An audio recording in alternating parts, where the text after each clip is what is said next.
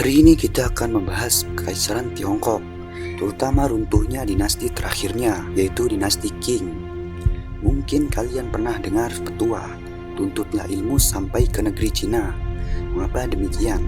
Jadi, arti sebenarnya adalah nasihat agar kita menuntut ilmu dengan gigih. Walau harus merantau ke tempat yang jauh sampai ke negeri Cina, dan juga karena memang selama lebih dari 2000 tahun Kekaisaran Tiongkok berdiri, dengan silih berganti berbagai dinastinya, mereka menjadi salah satu peradaban yang paling maju di dunia, khususnya dalam bidang penemuan teknologi seperti kompas, kertas, buku, olahan kertas, dan lain-lain. Awal berdirinya Kekaisaran Cina dimulai dari dinasti Xia, dinasti pertama yang berkuasa sekitar 2100 sebelum Masehi sampai 1600 sebelum Masehi. Pada dinasti tersebut sudah mampu mengembangkan sistem kalender dengan berdasarkan peredaran bulan maupun peredaran matahari.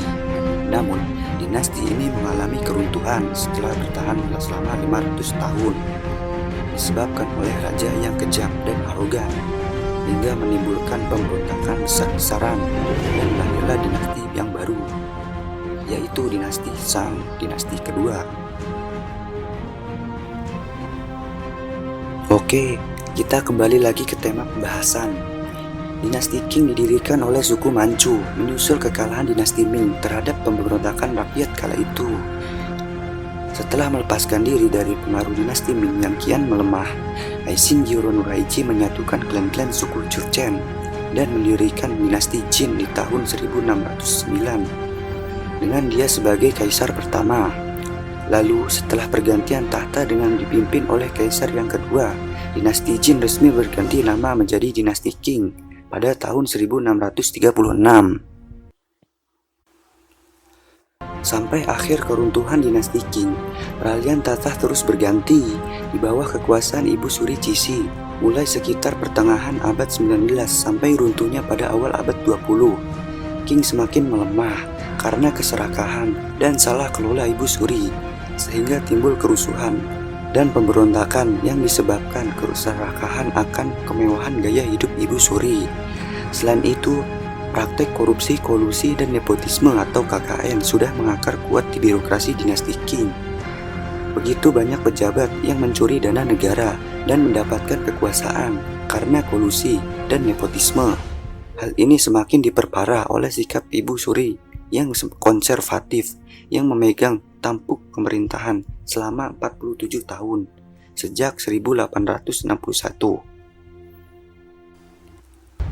Ibu Suri pun juga dikenal otokratik melalui caranya mengangkat kaisar-kaisar yang masih kecil, terkadang baru berusia 3 tahun.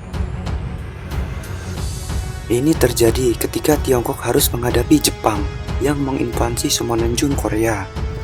Perangan pun pecah pada tahun 1894. Di bawah komando Ling Hongzhang, jumlah tentara dan kapal perang Qing lebih banyak daripada tentara dan kapal perang Jepang. Namun, para perwiranya masih berpandangan tradisional dan berperang cara kuno. Pembagian persenjataan juga masih campur aduk. Pada divisi-divisi terbaik mereka dipersenjatai senapan cukup modern seperti Mauser M1871.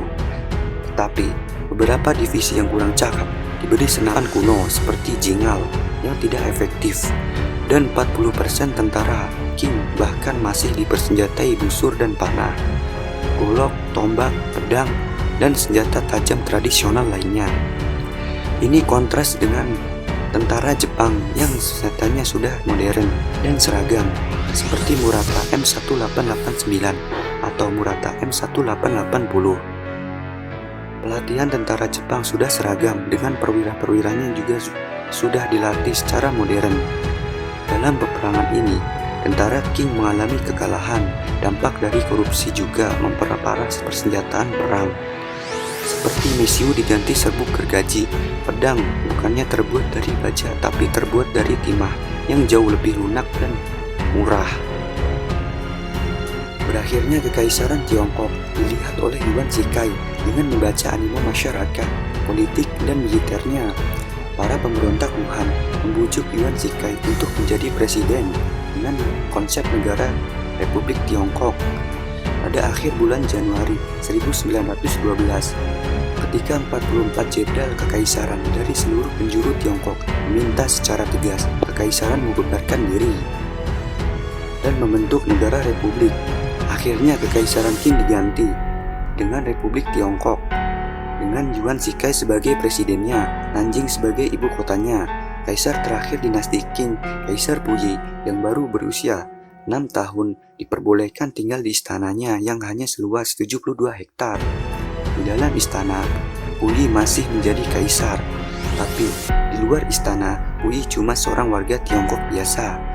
Runtuhnya kekaisaran Tiongkok dengan peralihannya menjadi Republik Rakyat Tiongkok dikenal dengan nama Xinhai Revolution.